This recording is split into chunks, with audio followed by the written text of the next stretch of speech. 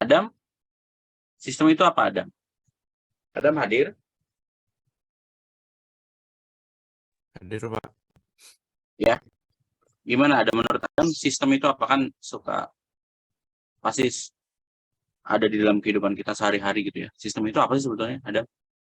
Sistem itu suatu kumpulan eh, cara kerja ya, Pak. Ya, oke. Terus, Kumpulan cara kerja untuk mencapai suatu tujuan gitu, Pak. ya, oke. Jadi intinya ada tadi kalau dari Adam katakan intinya itu ada dua hal ya. Ada kumpulan dari apa tadi, Adam?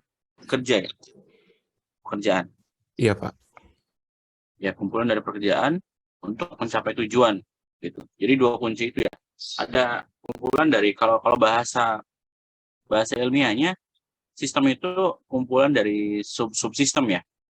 Jadi kalau kita terjemahkan ke dalam bahasa sehari-hari ada berbagai macam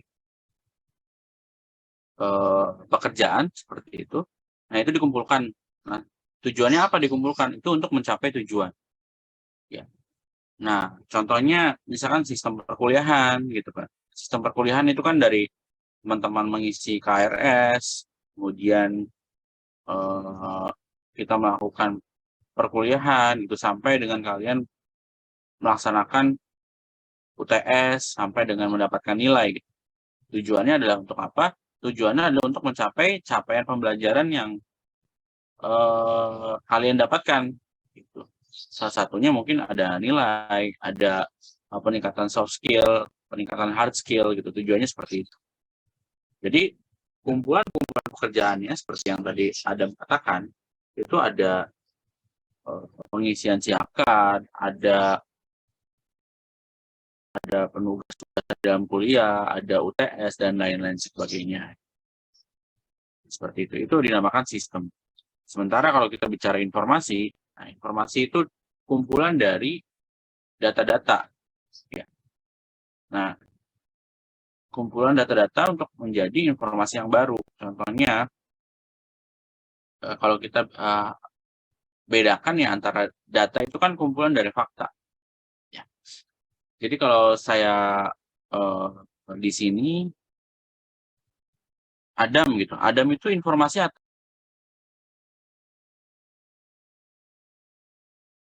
ini laki-laki gitu. Nah, itu bisa kita sebut sebagai informasi.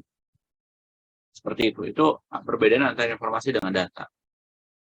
Nah, satu lagi manajemen. Manajemen itu kan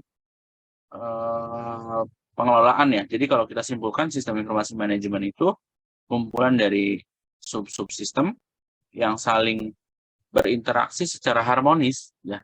Kenapa ada harmonis ya? Ini kuncinya. Jadi sama dengan siklus tubuh manusia gitu kan. Ada kita bernapas melalui udara masuk ke hidung gitu sampai diolah oleh paru-paru dan sebagainya.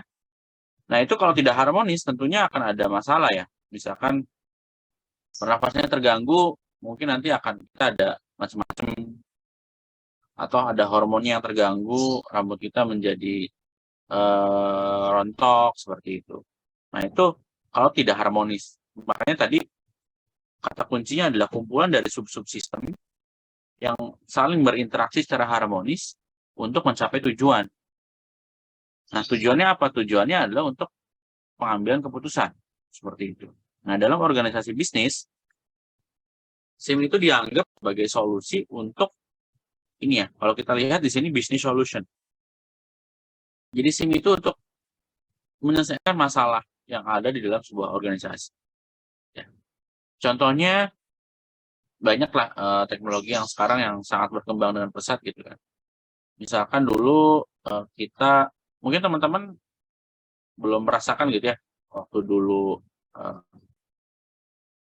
Gojek atau Grab itu hadir di Indonesia itu sekitar tahun 2009-an ya kalau nggak salah. Sebelumnya itu kan tidak ada tuh Gojek, jadi hanya ada ojek pangkalan. Nah, persepsi ojek pangkalan itu kan kan malas ya kadang harganya dimahalin gitu. Kemudian kita juga untuk keamanan juga tidak tahu gitu kan seperti itu. Tapi dengan adanya masalah tersebut akhirnya diselesaikan oleh sistem informasi manajemen, yaitu Gojek membuat misalkan sebuah sistem informasi manajemen ya, aplikasi Gojek itu untuk menyelesaikan masalah ojek pangkalan tersebut, sehingga kita bisa mengetahui ketika mau berpergian nih, bisa tahu harganya, bisa keamanannya juga terjamin gitu. Artinya memang tidak 100% tapi dapat dimitigasi dengan adanya call center, adanya perusahaan di belakangnya, misalkan seperti itu.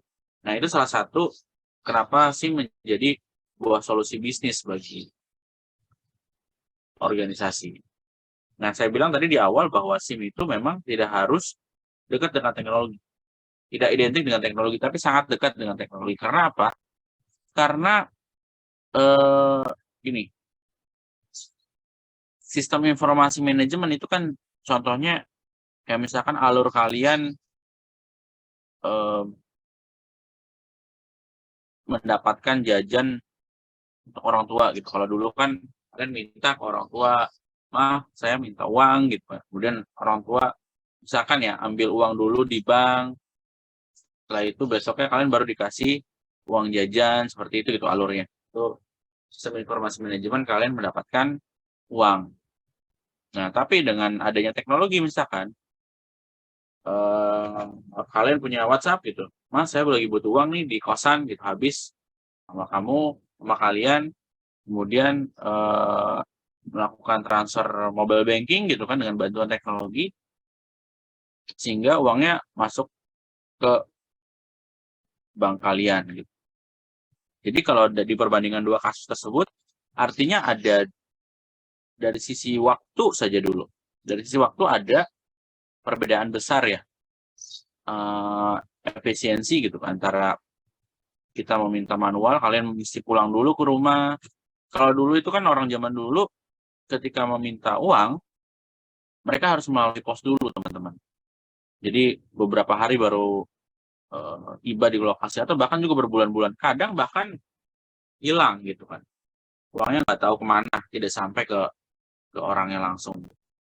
Nah, sebesar itu resiko pada saat dulu mengirim uang, sebuah uang gitu kan. Nah, SIM hadir, sebetulnya di zaman dulu juga itu termasuk SIM ya. Karena itu kan sistem ya. SOP kan itu sebetulnya sistem, teman-teman. Ya, ada SOP seperti sekarang nih, ada kontrak perkuliahan, SOP, itu dinamakan SOP. Kemudian ada peraturan-peraturan, undang-undang, itu juga sistem informasi manajemen gitu. Nah, adanya teknologi, dia dapat meningkatkan sebuah siklusnya menjadi lebih cepat gitu. Ya, seperti kita nanti Gojek contohnya bisa mendapatkan angkutan transportasi itu secara cepat dan kita bisa ada titiknya ya, kita bisa memantau sudah sampai mana transportasi itu datang ke kita seperti itu. Jadi itu beberapa output dari sistem.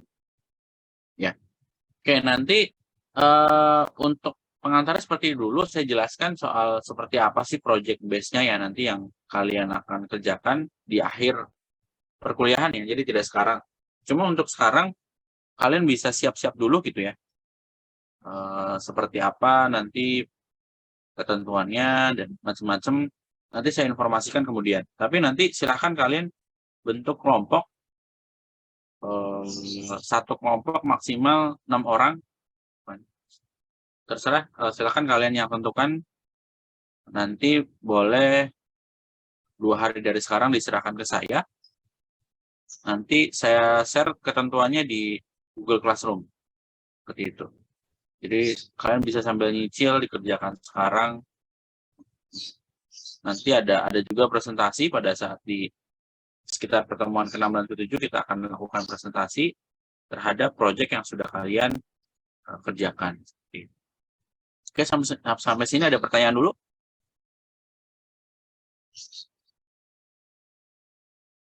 Ada pertanyaan lagi? Bapak, untuk kelompoknya itu maksimal 6 orang, terus minimalnya berapa ya, Pak? Minimalnya boleh berapapun. Mau sendirian juga boleh. Oke, baik, Pak. Terima kasih. Ya, nanti pastikan semua tim harus ikut berkontribusi ya. Karena nanti ada sebuah komponen tertentu, saya pasti tahu gitu siapa yang memang kelompok-kelompok tersebut tidak ikut mengerjakan atau tidak berkontribusi. Ada lagi? Pertanyaan?